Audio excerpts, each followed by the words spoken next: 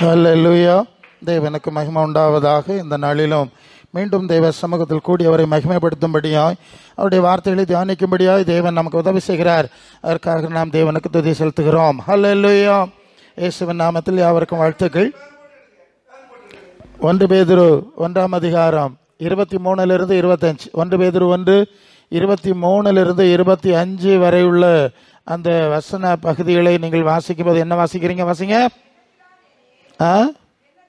1 பேதுரு அழிவுள்ள வித்தினாலே அல்ல, என்றென்றைக்கு நிற்கிறதும் ஜீவனுள்ளதுமான தேவ வசனமான அழிவில்லாத வித்தினாலே மறுபடியும் ஜனிப்பிக்கப்பட்டிருக்கிறீர்களே. மாம்சமெல்லாம் புல்லை போலவும் மனுஷனுடைய மகிமையெல்லாம் புல்லின் பூவை போலவும் இருக்கிறது.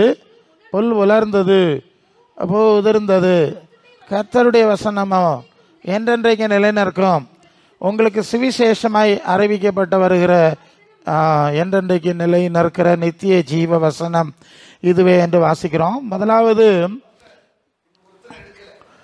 1 பேதுரு 1ஆம் அதிகாரம் 23 25 வரை எல்லாம் வசனத்தை எடுத்து வச்சுக்கிடுங்க. ஒவ்வொரு வரியா பார்ப்போம். அழிவுள்ள வித்து அல்ல, என்றென்றைக்கு நிலை நிற்கிற ஜீவ வார்த்தையாகிய வித்து. அந்த ஜீவ வார்த்தையினாலே மறுபடியும் ஜனிப்பிக்கப்பட்டிருக்கிறீர்களே. அடுத்த வசனத்தை ரொம்ப முக்கியமாக அதையும் கவனிக்கணும். மாம்சம் எல்லாம் புல்லை போல மனுஷனுடைய மகிமையெல்லாம் புல்லின் பூவை போல மறுகிறது. புல் உலர்ந்தது, ஓகே, பூ உதிர்ந்தது. ஆனால் கர்த்தருடைய வசனம் என்றென்றைக்கும் நிலை நிற்கிறது. அப்படிப்பட்ட நிலை நிற்கிற நித்திய ஜீவ வசனம் தான் இந்த சுவிசேஷம். இங்கே 2 காரியத்தை நாம் பார்க்கிறோம்.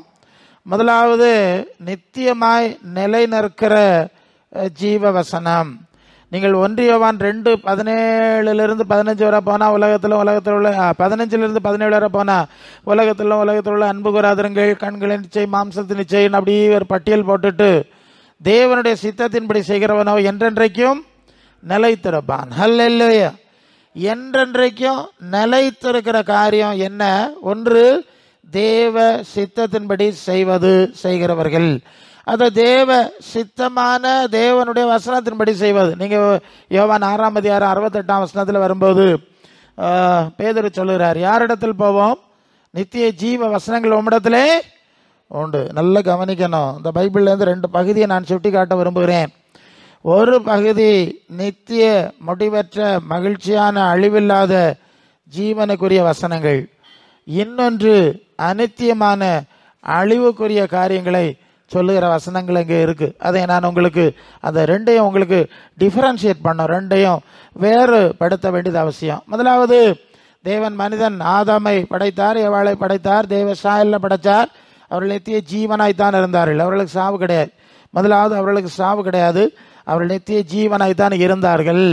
அப்புறம் அவங்க தேவ சித்தம் செய்யாததுனால நித்திய ஜீவனை இழந்து நித்திய அழிவுக்கு நேராய் செல்லக்கூடிய காரியங்களை அடைந்தார்கள். அதான் ஆதியாகமம் 3:16-19 வரை, நீ பெருக வேண்டாம், வேதனையை பெருக பண்ணுவேன், பூமி உன் நிமித்தம் பலன் கொடுக்க சபிக்கப்பட்டிருக்கும், பலன் கொடுக்காது, குறுக்கு முள்ளெல்லாம் வந்துடும், நீ மண்ணிலிருந்து எடுக்கப்பட்டாய், மண்ணுக்கு திரும்புவாய் அப்படின்னு இந்த சாப வார்த்தைகள் சொல்லப்பட்டு, அதுவும் தேவனுடைய வாயிலிருந்து வந்த வார்த்தையாகும். நீங்கள் நல்லா கவனிக்கணும். தேவனுடைய வாயிலிருந்து வந்த வார்த்தையாகும். இப்போ நான் சொன்ன 2வது சொன்னது, நீ பெருகும்போது வேதனை உண்டாக்க வேண்டாம், இன்னைக்கு வரை அதுதான். பூமி பலன் கொடுக்காதனா இன்னைக்கு வரைக்கும் அதுதான். நீ மண்ணில் இருந்து எடுக்கப்பட்டாய், மண்ணுக்கு திரும்ப சொன்னதும் அவருடைய வாயிலிருந்து வந்த வார்த்தையாகும். முதலாவது, நீங்கள் 1:28 ஆதியாகமத்தில் நீ பல்லுகி பெருகி பூமியை நிரப்பி அதை கீழ்ப்படுத்தி ஆண்டு கொள்ளுங்கள் என்று சொல்லுகிற ஆசீர்வாதத்தின் வார்த்தை சாவற்ற நிலை. நித்திய ஜீவனுக்குரிய வார்த்தைன்னு சொன்னது அவர் தான். அடுத்தது, நித்திய அழிவுக்குரிய வார்த்தையும் சொன்னது அவர் தான். அந்த 2ஐயும் நீங்கள் வேறுபடுத்தி பார்க்கணும். பைபிளை படித்தா மட்டும் போதாது, அந்த நுட்பத்தை நீங்கள் அறியணும். ஏன் நித்திய ஜீவ நிலை இருந்தது, ஏன் அது இழந்து கொள்ளப்பட்டது என்பதை நாம் புரிந்து கொள்ள வேண்டும். 1 கொரிந்தியர் 15ஆம் அதிகாரம் 22ஆம் வசனத்தில் 1 கொரிந்தியர் 15:22, ஆதாமுக்குள் நாம் எல்லாரும் மரிக்கிறது போல கிறிஸ்துவுக்குள் எல்லாரும் உயிர்ப்பிக்கப்படுவார்கள் என்று சொல்லி வாசிக்கிறோம். அப்போ ஆதாம் பாவம் செஞ்சுட்டான், எல்லா சாபம் நித்திய அழிவுக்கு நேராக செல்லக்கூடிய சாபத்தில் விழுந்துட்டான். அந்த ஆதாமில் வம்சத்தில் வந்த எல்லாருக்கும் அந்த சாபம் பிடித்து கொண்டது. இது தெரிஞ்ச விஷயம் இல்லையா? ஒருத்தனுடைய பாவத்தினாலே அநேகர் பாவியலாக்கப்பட்டார்கள். ரோமர் 5 படிக்கிறோம். சரி, இப்படி எல்லாரையும் அந்த சாபத்தின் சாயல், அழிவின் சாயல் அவர்களை பிடித்து கொண்டது என்பதை நாம் இங்கே புரிந்து கொள்கிறோம். ஆக இதற்கு என்ன காரணம்? முதலாவது, நித்திய ஜீவனை இழந்து அழிவுக்கு போனது, ஆசீர்வாதத்தை இழந்து சாபத்துக்கு போனதுக்கு என்ன காரணம்னா, நீங்கள் ஆதியாகமத்தில் வரும்போது 2ஆம் அதிகாரம் 17ஆம் வசனத்தில் வரும்போது கர்த்தர் சொன்ன ஒரு வார்த்தை உண்டு. நீ இதை புசிக்கிற நாளிலே நீ சாகவே சாவாய். இதை இப்போ தோட்டத்து நடுவில் வச்சிருக்கேன், இப்போ புசிக்க வேண்டாம், நான் சொல்லும்போது சாப்பிடணும், அதுக்கு ஒரு பின்னணி இருக்கிறது, நான் சொல்லும்போது செய்யணும், நான் சொல்ல அதை செய்யப்படாது. அப்போ இதை மீறுவாயானால், என் கட்டளை மீறி கீழ்ப்படியாமைக்குள்ளே போவாயானால் நீ சாகவே சாவாய். இப்போ 3ஆம் அதிகாரம் 4ஆம் வசனத்தில் வந்தேன்னா பிசாசு வருகிறான், அவன் சொல்லுறான் நீ சாகவே, நீங்கள் சாப்பிடுங்க, சாவதில்லை. 2 வார்த்தை, ஒன்று தேவனுடைய வாயிலிருந்து வந்த வார்த்தை, இன்னொன்று சாத்தான் சொன்ன பொய்யான வார்த்தை. அவர்கள் தேவ வார்த்தையை அசட்டை பண்ணினார்கள், விளைவு அவர்களுக்கு அழிவு, அந்த ஒளி உடை இழந்தார்கள், சாபம் வந்தது, மண்ணுக்கு போகிறது, 2ஆம் மரணமாக கிணக்கடல் என்று சொல்லி நீண்ட சாவுக்குரிய காரியங்கள் வந்துவிட்டது, வாழ்க்கையில் வந்துவிட்டது, நாம் அதை அனுபவித்து கொண்டிருக்கிறோம் என்பதை முதலாவது நாம் சிந்திக்கணும். இது விளைவு சாத்தானுக்கு கீழ்படிஞ்சதுனால, தேவனுக்கு கீழ்படியாமல் சாத்தானுக்கு கீழ்படிஞ்சதுனால இந்த நிலைமை வந்தது. இன்று வரைக்கும் நீங்கள் வெளிப்படுத்தல் 12:9 உலகம் அனைத்து மோசம் போக்குற பிசாசு என்று சாத்தான் என்று சொல்லப்பட்ட பழைய பாம்பாகிய வலு சர்ப்பம்னா அந்த பிசாசை குறித்து வாசிக்கிறோம் இல்லையா? ஏவாளை வஞ்சித்தது மாதிரி உலகம் முழுவதையும் அந்த பிசாசு இன்று வரை ஏமாற்றி கொண்டிருக்கிறது. எப்படி ஏமாற்றி கொண்டிருக்கிறது என்று சொன்னால், நீ சாக மாட்ட, நீ இப்படியே இருப்பாய், நீ வாட மாட்ட, உனக்கு சரீரம் வாடாது அப்படின்னு ஒரு எண்ணத்தை போட்டு, அதனால நீ நல்ல ஆடம்பரமாக உடுக்கணும், ஆடம்பரமாக ஜோடிக்கணும், நிறைய கலர் பஞ்சவர்ணக்களி மாதிரி பெயிண்ட் அடிச்சணும், அப்படியெல்லாம் செய்யணும், ஏன்னா நீ சாக மாட்ட. புரியவன்னு நினைக்கிறேன் அந்த ரூட் எங்கேருந்து வருதுன்னு. அவர் சொல்லிட்டார், மண்ணிலிருந்து எடுக்கப்பட்டாய் மண்ணுக்கு திரும்புவான்னு சொன்னதுதான் அது தேவனுடைய வார்த்தை. அதை ஆதாமேவாள் அன்னைக்கு நம்பலை, இவங்க சாத்தான் வார்த்தை தான் நம்ம, நாங்கள் சாக மாட்டாங்க. இன்னைக்கும் இதே வேதம் 2 வார்த்தையும் இருக்கு. உன்னை மண்ணிலிருந்து எடுத்தேன், மண்ணுக்கு திரும்புவேன்னு அவர் சொன்ன வார்த்தை இருக்கிறது, அது நிறைவேறி கொண்டே இருக்கிறது. அதை யாருமே ஏற்றுக்கொள்ள தயாரில்லை, விசுவாசிக்க தயாரில்லை. சாத்தான் சொல்லுகிறான் நீ சாக மாட்டாய், நீ அன்னைக்கும் இப்படியே இருப்பாய், அதனால நீ ஆடம்பரம் பண்ணு, பொண்ணு வெளியெல்லாம் போட்டு அலங்கரிச்சிரு, நீ சாக மாட்டா இல்லையா, நீ வாட மாட்டா இல்லையா, கிளவியானாலும் பரவாயில்ல பெயிண்ட் அடிச்சிரு. எப்படி கிளவியானாலும் பரவாயில்ல பெயிண்ட் அடிச்சிரு, சுண்டு காடி, தலைக்கு அடை, மூக்கு காடி, அங்கங்கே பொட்டு வை, பேதானே என்ன சொல்றீங்க?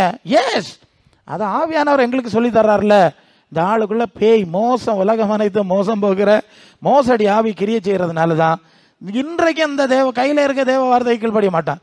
மண்ணிலிருந்து எடுக்கப்பட்ட அதுதான் அந்த வசனத்துல பேதுரு 1 அந்த 24 என்ன சொல்லுது? மாம்சம் எல்லாம் புல்லை போலவும் அதன் மகிமையெல்லாம் புல்லின் பூவை போலவும் இருக்கிறது, புல் உலர்ந்தது பூ உதிர்ந்தது. இது சொன்னது யாரு?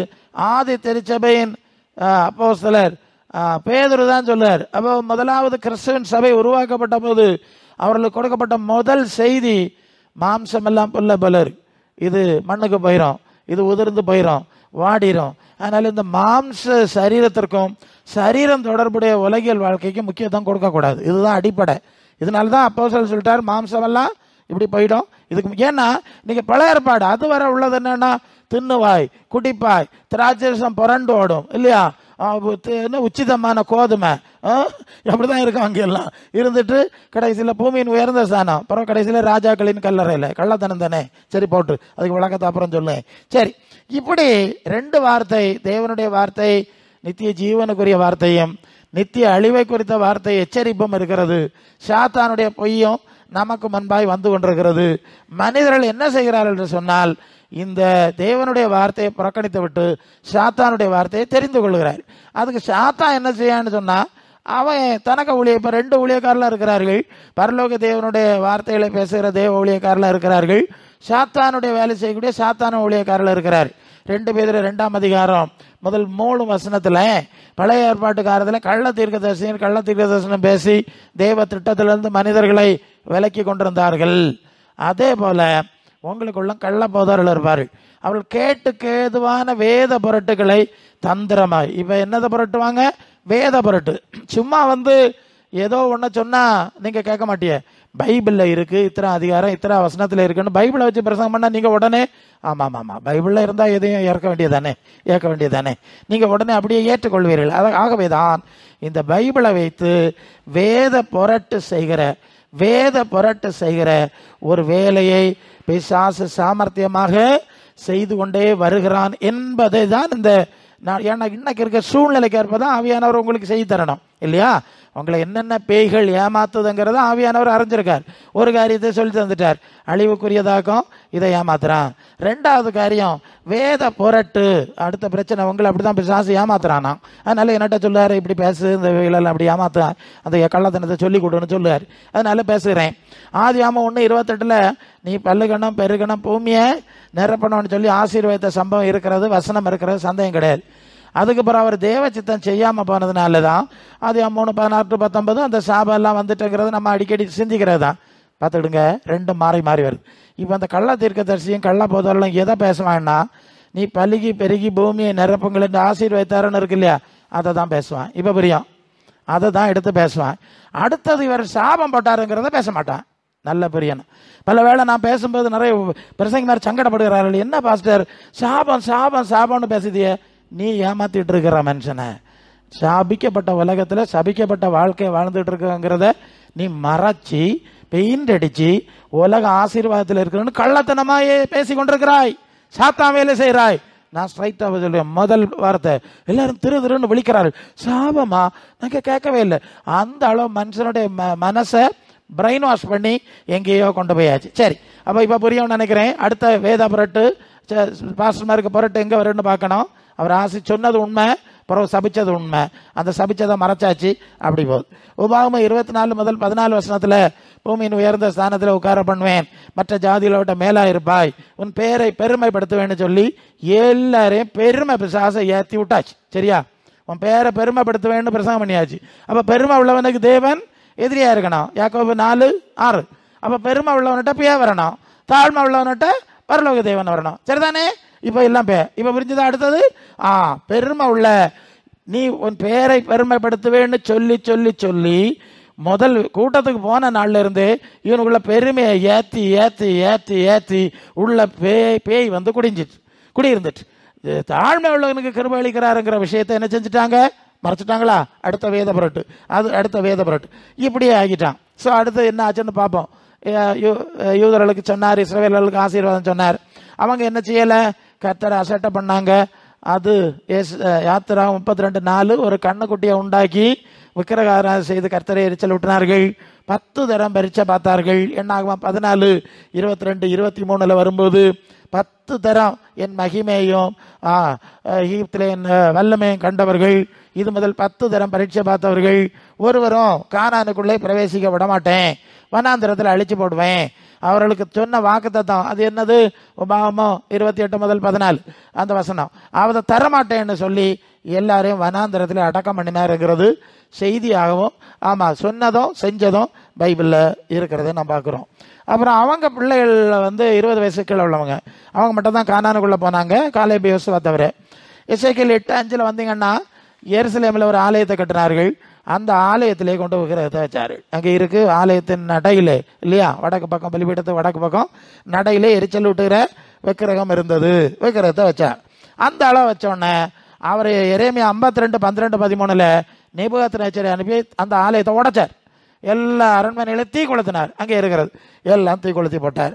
இப்போ ஏசாயா 65:17 சொல்லிட்டார், இனி இந்த பூமியும் வேண்டாம், பூமிக்குரிய ஆசீர்வாதம் வேண்டாம், இந்த குப்பை வேண்டாம், நான் புதிய வானம் புதிய உண்டாக்குறேன் என்று சொல்லி ஒரு புதிய வாக்குத்தத்தம் கொடுத்தார். நம்ம அடிக்கடி சொல்லுது தானே. இப்போ புரிஞ்சுதா?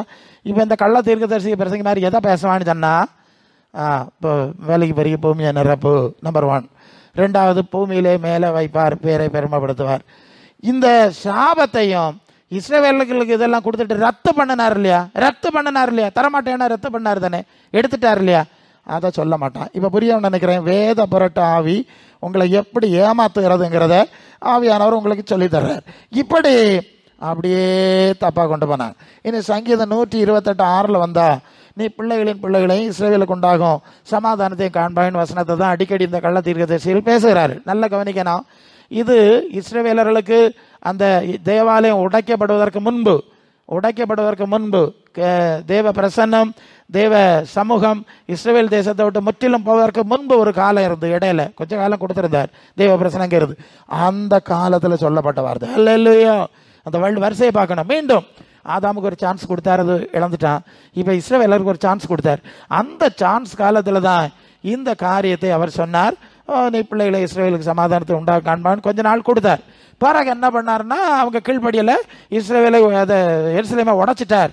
அந்த சம்பவம் நான் சொன்னேன் இல்லை, எருசலேமை இப்போ இல்லை, இன்னைக்கு வரைக்கும் இல்லை, அது இன்னொரு பக்கம். அதை உடைச்சிட்டார். இந்த செய்தியை சொல்ல மாட்டாங்க. தேசத்தை விட்டு அவங்கள துரத்தி அடித்து 2000 ஆண்டுகளை கடந்த உலகம் அம்பிடும் அடிமைகளை அடிபட்டு நான் அழிஞ்ச கதையெல்லாம் என்ன செய்ய மாட்டாங்க, இந்த கள்ளப்பிரசங்க மாதிரி சொல்ல மாட்டாங்க. இப்போ சங்கீதம் 122:6 எருசலேமுக்காக வேண்டிக் கொள்ளுங்கள், எருசலேமுக்காக வேண்டிக் கொள்கிறவர்கள் சுகித்திருப்பார். அப்போ யாருக்காவது சுகித்திருக்க ஆசைன்னா என்ன செய்யணுமா, எருசலேமுக்காக வேண்டிக் கொள்ளணுமா. அதனால இந்த கிறிஸ்தவ மார்க்கத்தில் உள்ள கள்ள பிரசங்க மாதிரிலாம் என்ன செய்யறாங்கன்னா, எருசலேமுக்கு ஜெபிக்கணும், எருசலேமுக்கு ஜெபிக்கணும்னு சொல்லிட்டு இருக்காங்க. நீங்க நல்லா புரியாத உடனே நடக்குது பேசுறேன், அதுக்கு விளக்கத்தை சொல்லி தரணும். நல்லா நீங்க கவனிக்கணும். முதல்ல ஆசரிப்பு கூடாரம் எல்லாம் வச்சுட்டு செஞ்சுட்டு இருந்தாங்க, அதே கொண்டு போயிட்டாங்க.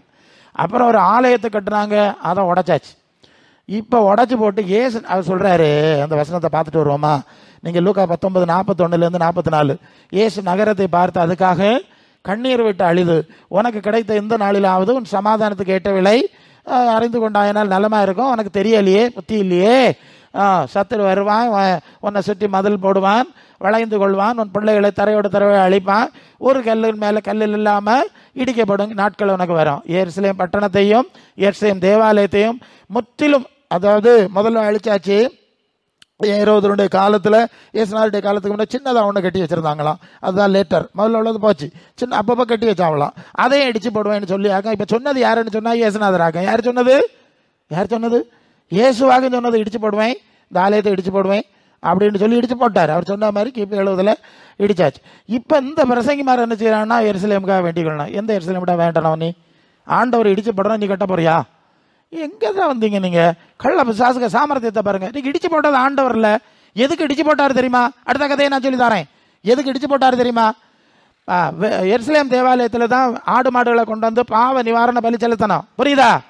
இப்போ பாவ நிவாரண பலிக்கு பதில் இயேசுவே பலியானாச்சு. சிலுவையில் பலியானவன என்ன நடந்தது? திரைச்சில 2 கிழிஞ்சது, எல்லாம் முடிஞ்சது. பரிசுத்த ஸ்தலம் வரைக்கும் எல்லாருக்கும் போகலாங்கிற ஏற்பாடு பண்ணியாச்சு. ஆலயத்தை உடைச்சி பலிபீடத்தை இடிச்சாச்சு. அதான் இனி வேண்டாம் இல்லை, ஆடு மாடு இனி பலி செலுத்தப்படாது இல்லை, சரிதானே? இன்னைக்கு வரை இல்லை, இன்னைக்கு வரை அவங்களுக்கு பலி செலுத்த முடியாது. சிவப்பு கிடாரி பச்சை கிடாரி எல்லாம் வச்சிருக்கவங்களாம் கதை பேசிட்டு இருப்பான். பைபிள் இருக்க விஷயம் தான். எங்க கொண்டு பலி செலுத்துறது? பலிபீடம் வேணும். ஆலயம் கட்டி பலிபீடம் வச்சாதான் பலி செலுத்த முடியும். கண்ட இடத்துல பலி போடப்படாதுன்னு எழுதியிருக்கு, அதனால செய்ய முடியாது. இப்போ இவனும் என்ன பண்ணுறான், அவனும் இருக்கிறான் ஒரு கூட்டத்தார், எப்படியாவது ஆலயம் இல்லைன்னா பலி செலுத்த முடியலையே, ஆலயத்தை கட்டணும் பலி செலுத்தணும்னு அவனை படித்த விட்டு 18 பார்க்கான். இடிச்சு போட்டது யாரு? ஆண்டவர்லேயே அடிச்சு போட்டாரு. ஆடு மாடு இன்னும் பலி செலுத்தப்படாதுன்னா இடிச்சு போட்டார். இவனும் என்ன செய்யணும்?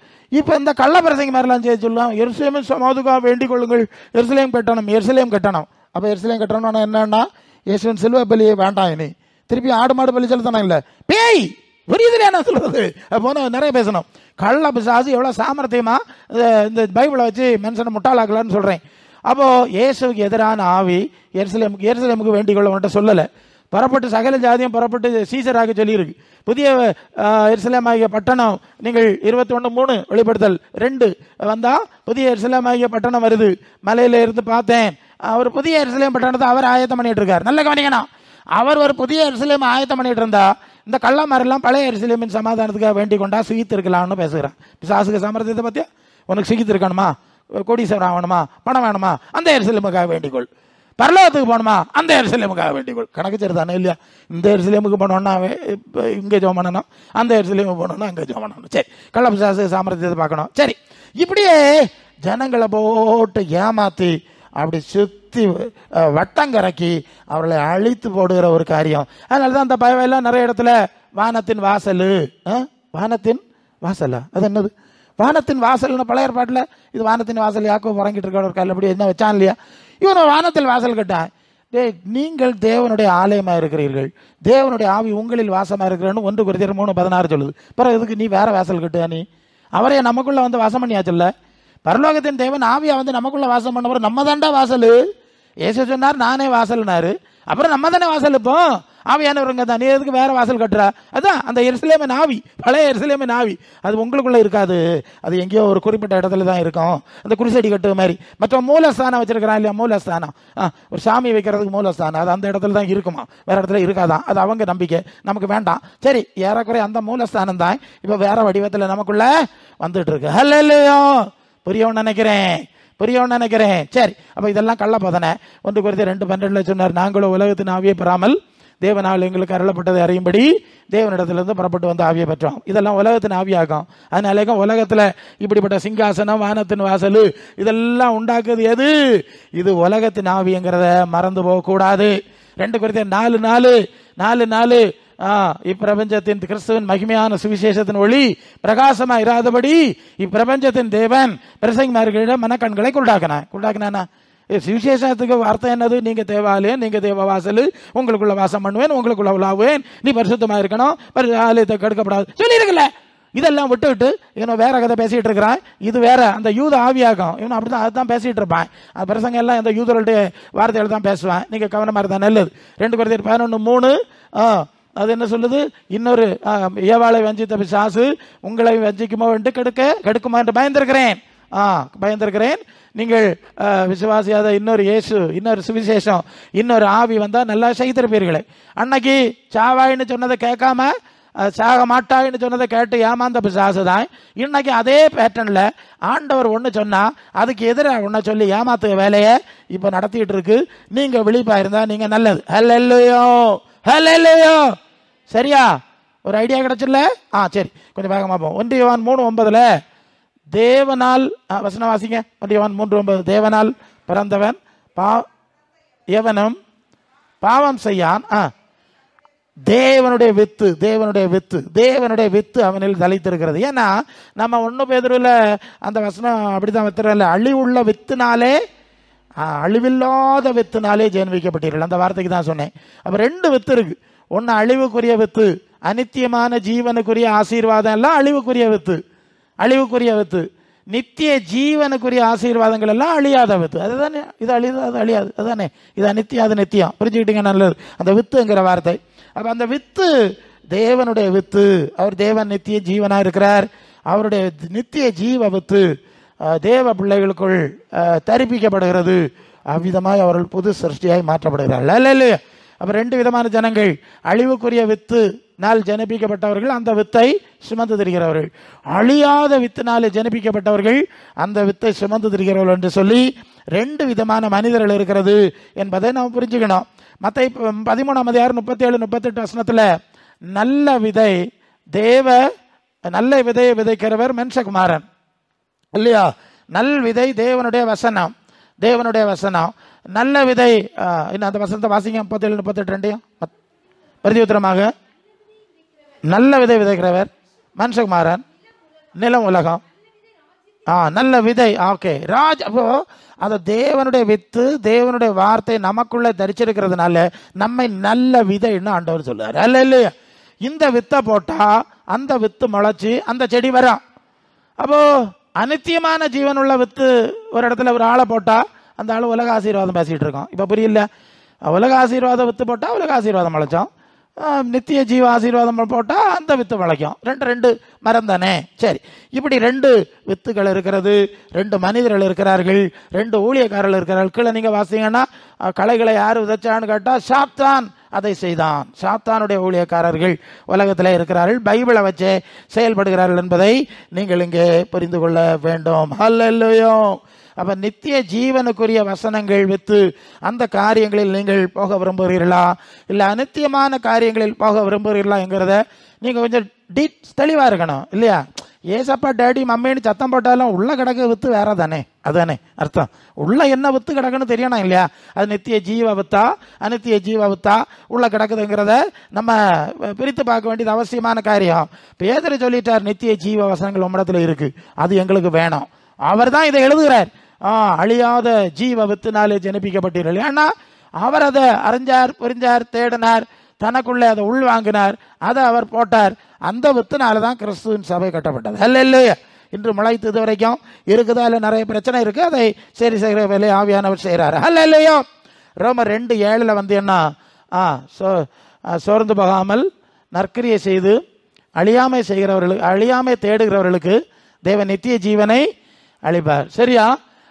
அழியாமை தேடுகிறவர்கள், அது என்னெல்லாம் போட்டிருக்கு? சோர்ந்து போகாமல் நற்கிரியை செய்து மகிமை, கனம், அழியாமை தேடுகிறவர்களுக்கு நித்திய ஜீவனை. அப்போ இங்கே மகிமைன்னு சொன்னால் 2 மகிமை இருக்கு. ஒன்று உலகத்தில் உள்ள மகிமை, பட்டு சேலை உடுத்துக்கிட்டு 5-6 நாள் வச்சுட்டு பிச்சு ரோட்டங்கரையில் ஒரு பழையப்பட்டு கசவு வேட்டிங்கிறான் இல்லையா, காஸ்தாரேன்னு போடுறான் இல்லையா, இதெல்லாம் அழிவுக்குரிய மகிமை. இது நித்திய கன மகிமை. அடுத்த கனம்னா உயர்ந்த ஸ்டேட்டஸ். ஜெயம் கொள்கிறவன் எவனோ அவனை என்னோட கூட என்னுடைய சிங்காசனத்திலே உட்கார பண்ணேன். வெளிப்படுத்தல் 3:21 இல்லையா? ஒரு ஆள் இப்போ ஊழியக்காரர்கள் வந்தாச்சுன்னா, இப்போ இங்கே இருக்குது, இங்கே இருந்து உடனே கூப்பிட்டு பாஸ்டர் அங்கே இருக்காது, அங்கே பாருங்க இங்கே இருங்கன்னு கூப்பிடுவா. நான் நேராக தலைகளை அதை சொல்லிடுறேன். ஆமாம், நான் அப்படி செய்ய மாட்டேன். ஏன் செய்ய மாட்டேன் தெரியுமா? இது என்ன அரசியல் மேடையா? நாங்கள் எல்லாம் தெய்வம் மாறா? நீங்கள் எல்லாம் அங்கே இருந்து எங்களை ஆராய்ச்சணுமோ? ஏன் நாங்கள் அங்கே இருந்தால் இருபடாதா? அங்கே இருந்து ஆராதனை நடக்காதா? என்னது சொல்லுதியே? நான் பட்டு பயங்கரமாக திட்டி போடுவேன். இங்கே இருக்க நான் விரும்ப மாட்டேன். இது தப்பு, வேறு வழி இல்லை, நான் உட்காருறேன். அது வேற விஷயம். கீழே இருக்கணும் இல்லைனா பிரசங்கம் பண்ணுக்கு வேண்டாம், முன்னால் வந்து நிற்க. இப்போ ஸ்பீக்கர் வச்சா கேட்கும், சரி இருக்கு. ஸோ இது ஒரு அரசியல் கட்சி. கன்வென்ஷன் மேடைகள் எல்லாம் ஒரு 100 சேர் போட்டிருக்கோம். கொள்ளாமா? வட்ட செயலாளர் அவர்களே, மாவட்ட செயலாளர் அவர்களே, துணைத் தலைவர் சொல்லணும். அப்படி அதில் முக்கியமான ஒருத்தர் வருவார், மந்திரி. அந்த மந்திரிக்கு ஒரு சால்வை போடணும். பார்க்கலையா நீங்கள்? நாங்கள் எல்லாம் பார்த்து முடிச்சுட்டு வந்தோம். என்ன பிரசங்க வெந்தே காசு கூட்டத்திலையா, பின்ன வேவாத கூட்டத்திலையா? நாங்கள் எல்லாம் பார்த்து முடிக்கிட்டு தான் வந்தோம். கன்வென்ஷன் மேடையில் பிரதானிகளுக்கு சால்வை போடுறதும் வந்துடும். இதெல்லாம் அரசியல் வித்து தானே. இங்கே வந்து ஆவியானவரே இருக்கணும். இதை செய்யாதுங்க. எதுக்கு இந்த கள்ளத்தனத்தை காப்பி அடிச்சதுங்க? அவனை செய்ய விவரம் கட்ட பயிலுங்க. நமக்கு என்ன வேணும்னு கேட்டேன். நான் ஆதி திருச்சபை வந்துட சொல்லிடுறேன். ஆதி திருச்சபையினுடைய அனுபவம் எல்லாம் இப்படி முன்னால் உட்கார வைக்க மாட்டாங்க. நீங்கள் வந்து கிறிஸ்டியன் இதில் வந்து ஆர்த்தடாக்ஸ்னு ஒரு சபை பேர் இருக்கு. கேத்தலிக்ஸில் ஆர்த்தடாக்ஸ். அவங்க என்ன ஆர்த்தடாக்ஸ்னா பழமவாதிகள்னு தான் பேர். ரொம்ப பழமையான சபைன்னு பேர். இன்னைக்கு சில பிரிவு இருக்கு. அந்த பிரிவுக்கு நீங்கள் அந்த சர்ச்சில் தொழுகைக்கு போனா அந்த பாதிரியார் அங்கே இருந்துங்க எல்லாருக்கும் முன்ன நின்று தான் தொழுகை நடத்துவார். இப்படி நிற்க மாட்டார். பார்த்திருக்கீங்களா? அதான் விஷயம். நம்ம எல்லாம் அப்படி நிற்கிறீங்கல்ல, இதில் முன்னால் நிற்பார். அவர் முன்னால் நின்று தொழுகை நடத்துவார். பிரசங்கம் வாசிக்க தான் இப்படி நிற்பார். ஓகே, அதுதான் உண்மை. ஆதி திருச்சபை வந்து இதெல்லாம் அரசியல் மன்றமாக்கும். ஆதி திருச்சபை இப்படி கிடையாது, அது வேற மாதிரி இருக்குது. ஓகே, அதனால நான் சொல்ல வந்தது எதுக்குன்னா, ஜெயம் கொள்ளுகிறவனை எங்கள் பக்கத்தில் உட்கார வைப்பான்னு பரலோகத்தில் உட்கார வைக்கணும். இங்கே உட்கார வச்சவனை குட்டிச்சவர் ஆக்கப்படாது. டேய், நீ ஜெயம் கொண்டு பாஸ் ஆகி அங்கே போகிறக்குள்ள வழியை பாரு. இங்கே உட்கார வச்சுட்டோன்னா இவன் நினைப்பான், நான் உட்காந்தாச்சு இல்லையா, பெரிய சேரில் உட்காந்தாச்சு, உயர்ந்த சேர். நான் ஒரு சபை லண்டன் மிஷன், ஓகே, எல்லாம் சர்ச்சு, ஒரு சர்ச்சில் நான் செய்தி சொல்ல போனேன். ஓகே, அங்கே போகும்போது 3 சேர் போட்டிருந்தான் நடுவில். அது வந்து ஏறக்குறைய 3 சேரும் ஒரே மாதிரி இருந்து சமமாக இருந்து இங்கே இருந்து. நான் இங்கே கீழே உட்காந்துருந்தேன். அந்த பாச சொன்னார், நோ நீங்கள் பிரசங்கியார், நீங்கள் அங்கே உட்காரக்கூடாது. சரி பார்த்தேன், இதில் 3 சேர் வரிசையாக இருந்து வேற என் சேர் கிடந்த அந்த அர்த்தத்தில் அங்கே போய் உட்காந்தேன். அவர் சொன்னார், நோ அங்கே உட்காரக்கூடாது. எனக்கு பக்கத்தில் எனக்கு போல உள்ள சேர் போட்டிருக்கேன்ல, எங்கே அது இப்படி தான் உட்காரணும்னாங்க. நான் வேறு வழி இல்லை, ஒரு முள்ளில் உட்காந்த மாதிரி நைஸாக கொஞ்ச நேரம் எனக்கு பிரசங்கம் பண்ணணுமே, எனக்கு சண்டை பிடிச்ச வழி இல்லை, சமாளிச்சுட்டு வந்தேன். சரி இருக்கட்டும். அப்போ ஆண்டவர் உன்னதமான காரியத்தை நமக்கு கொடுக்க விரும்புகிறார். கொலோசியர் 3:1-2 சொன்ன மாதிரி கிறிஸ்து தேவனுடைய வலது பரிசுக்கு மேலானவைகளை தேடுங்கள், பூமிக்குரியலை அல்ல. அப்போ கடைசியாக முடிச்சிடும். கலாத்தியர் 6:8 மாம்சத்துக்கு என்று விதைக்கிறவன் மாம்சத்தினாலே அழிவே இருப்பான், ஆத்மாவுக்கு என்று விதைக்கிறவன் ஆத்மாவினாலே நித்திய ஜீவன். இப்போ நீங்கள் மாம்சம் எல்லாம் புல்லை போலன்னு ஒரு வார்த்தை பார்த்தோம். இந்த 2 கம்பேரிசன் ஆகும். மாம்சத்துக்கு என்று விதைக்கிற சபைகளும் விசுவாசமும் ஊழியங்களும் இருக்கிறது. நித்திய ஜீவனுக்கு என்று ஆத்மாவுக்காக விதைக்கிற சபைகளும் ஊழியங்களும் இருக்கிறது. இந்த வேறுபாட்டை நீங்க புரியணும். 1 Corinthians 15:50 மாம்சம் ரத்தம் தேவனுடைய ராஜ்யத்தை சுதந்திரிப்பதில்லை. இப்போ ஃபைனல் பண்ணிடுவோம். என்னாச்சு? மாம்சத்துக்கு என்று விதைக்க போறீங்களா, அழிவுக்கு என்று விதைக்க போறீங்களா, உலகத்துக்கு என்று விதைக்க போறீங்களா? உங்களுக்குள்ள என்ன வித்து இருக்குது அது அறியணும் இல்லையா? இத்தனை வருஷம் வந்து பைபிளில் 2 இருக்குன்னு சொன்னேன், காட்டி தந்துட்டேன் உங்களுக்கு. உங்களுக்குள்ள சிலருக்குள்ள எப்போவுமே அந்த அந்த அனித்தியமான வித்துகள் தான் நிறைய கிடக்குது. அவங்க பாட்டுகள்லையும் காரியத்திலையும் பார்க்குறோம். அப்போ நான் பாச சொன்ன மாதிரி தான், ஒரு ஆள் ஒரு பாட்டு பாடுறதுலேருந்து இந்த ஆளுக்கு ஸ்டாண்டர்ட் என்னன்னு நம்ம மனசிலாக்கிடுவோம். ஒரு ஆளுக்கு பிரசங்கத்தை நாங்கள் ஒரு பிரசங்கியார் ஒரு தொடக்க வசனம் எடுத்தோடனே எனக்கு மனசிலாயிரும், இந்த ஆள் அங்கே கிடக்காரு. சரியா? இங்கே வரையலை, கனியினாலே அறையலாம். இப்போ முடிக்கணும். என்னாச்சு? அழியாத தேவனுடைய வசனமாகிய வித்துனாலே நீங்கள் மீண்டும் ஜனிப்பிக்கப்பட வேண்டும். புதிய சிருஷ்டியா மாறணும். அழியாமையின் வித்து உங்களுக்குள்ள வைக்கணும். அந்த வித்து உங்களுக்குள்ள வளரணும். அந்த வித்து தான் உங்களை மகிமை. அந்த வசனம் என்னது? 2 கொரிந்தியர் 3 ஆனபடினாலே நாங்கள் நாம் எல்லாரும் திறந்த முகமாய் கர்த்தருடைய மகிமையை கண்ணாடியிலே காண்கிற வண்ணமாய் கண்டு ஆவியா இருக்கிற கர்த்தரால் அந்த சாயல தானே மகிமையின் மேல் மகிமை அடைந்து மறுரூபம் அடையணும். இந்த வித்து நித்திய ஜீவ வித்து, நித்திய ஜீவ வசனங்கள் நமக்குள்ள இருந்தாதான் அது இன்னும் எவ்வளவு ஸ்டோர் பண்றோமோ அந்த அளவு மகிமையின் மேல் உள்ளான மனுஷன்ல 2 கொரிந்தியர் 4:16 சொல்லும். ஆனபடினால சோர்ந்து போறதில்ல, புறம்பான மனுஷன் எழுந்து உள்ளான மனுஷன் புதுப்பிக்கப்படுகிற அனுபவம் உண்டாகும். அதே நேரம் மறுபக்கத்து வித்து இருந்தா, யாது உலகத்துக்குரிய வித்து இருந்தா வர வர தேஞ்சிக்கிட்டே வரும். நீங்க பெயிண்ட் அடிச்சு உலகத்தை ஏமாத்த தான் செய்யணும் இல்லையா? வயசாகும், கலர் மாறும், எல்லாம் மாறும். நாங்கள் ஒரு ஆஸ்பத்திரியில் போகிறோம்ல, எத்தனை மாதிரி ஒவ்வொரு பிரான்ச், ஹார்ட்டுக்கு ஒரு ஆஸ்பத்திரி, கிட்னிக்கு ஒரு ஆஸ்பத்திரி, கண்ணுக்கு ஒரு ஆஸ்பத்திரின்னு வச்சுட்டா பெரிய பெரிய ஆஸ்பத்திரி ஆகும். ஒவ்வொரு ஆஸ்பத்திரியும் இவ்வளவு ஆளுவை வந்து கொடுதா இல்லை இல்லையா? அப்போ எல்லாம் தேஞ்சிட்டு தானே வருது. எத்தனை பெயிண்ட் அடித்தாலும் தேயும். அதனால நீங்கள் எந்த பக்கம் நிற்கிறியா? உங்களுக்கு எந்த வித்து வேணும்? எது இருக்குது? வேற வித்து இருந்தால் பிடுங்கி வெறிய போட்டுரு. அது ஒரு வசனம் இருக்கு, கசப்பான வேர் முளை தெளும்பி கலகம் உண்டாகாதபடின்னு எழுதிருக்கு. அந்த மாதிரி கசப்பான வேறம் வித்தம் இருந்தால் பிடுங்கி இன்னைக்கு இறஞ்சிக்கிட்டு இந்த அழிவுக்குரிய மாம்சத்துக்குரிய எலும்புக்குரிய உலகத்துக்குரிய காரியம் எல்லாம் விட்டுவிட்டு நித்திய ஜீவனுக்குரிய இயேசுவை பார்த்து, இயேசுவின் வார்த்தைகளை பார்த்து ஓடும்படி ஒப்பு கொடுப்பீங்களா? கர்த்தர் இந்த வார்த்தைகளில் உங்களை ஆசீர்வதிக்கட்டும். ஆமென்.